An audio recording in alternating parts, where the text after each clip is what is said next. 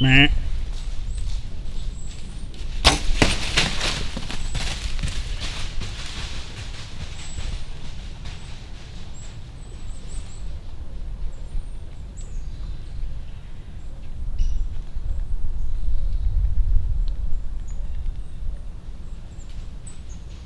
I just shot what's probably the biggest buck I've ever shot with a bow. I think I hit it a little far back, and I just got excited and shot when it was still walking. I know better than to do that.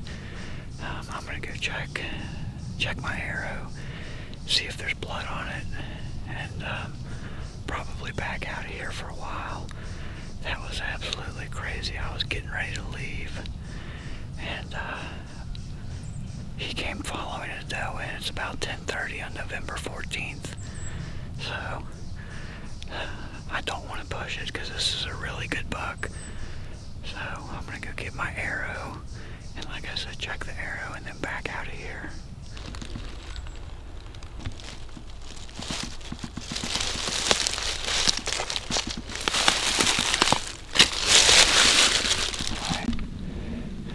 Well, I found my arrow. It's got good blood on it. So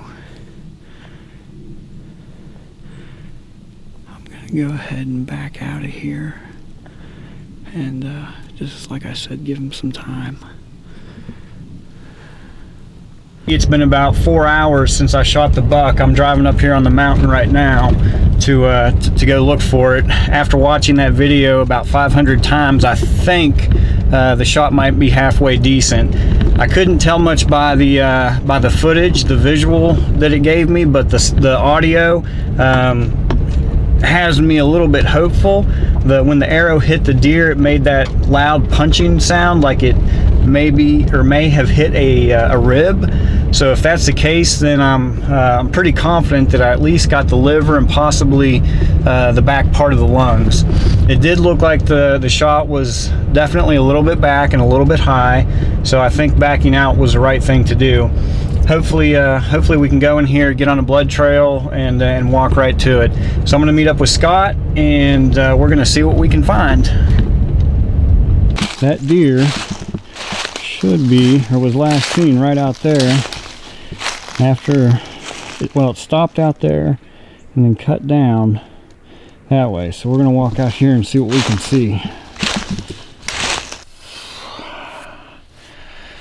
All right, well, didn't have any luck, or haven't had any luck so far. We walked out to the spot where the deer was standing, and I was sure we were going to find a big pool of blood, and didn't find anything. After I shot, he ran about 60 yards, stopped on the point, and then actually cut back downhill, almost in behind me, in the drainage behind me. Scott and I have looked all over that drainage. He actually walked the creek for about a quarter mile down the hill.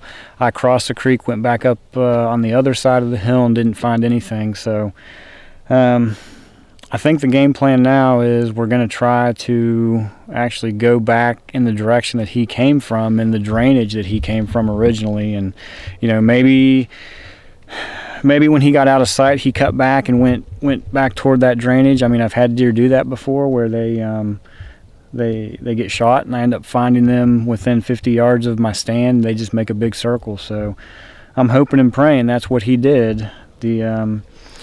Looks like I watched this video way too many times at the house over the past 4 hours. My battery's about dead. So if we get on this deer, I'll turn the camera back on and show you what he looks like. Get out. Holy wow. I don't even know what to say. Oh my God. You did. You hit him a little far back. You can see where you hit. We need to flip him over and see where it went in. I'm assuming we're going straight down with him. Yeah, straight down to the road. Oh my God. He fell to get to here. Yeah. I mean, he fell and slid. But I saw him from the cave right there. He was coming right down this trail right here. He must have been. What Scott, that's crazy. There was what? That's a sorry, that's a giant deer. Look at that.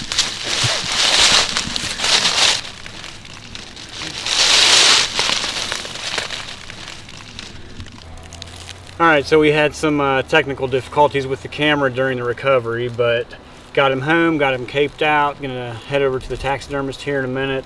So just to let you know what happened, after I shot him at like 10:30 in the morning. I went home after I saw the arrow, reviewed the footage, and determined that he probably needed a little bit more time to expire. So it turned out he probably expired within 2 minutes of me shooting him, and wasn't more than about 200 yards from where I originally shot the deer.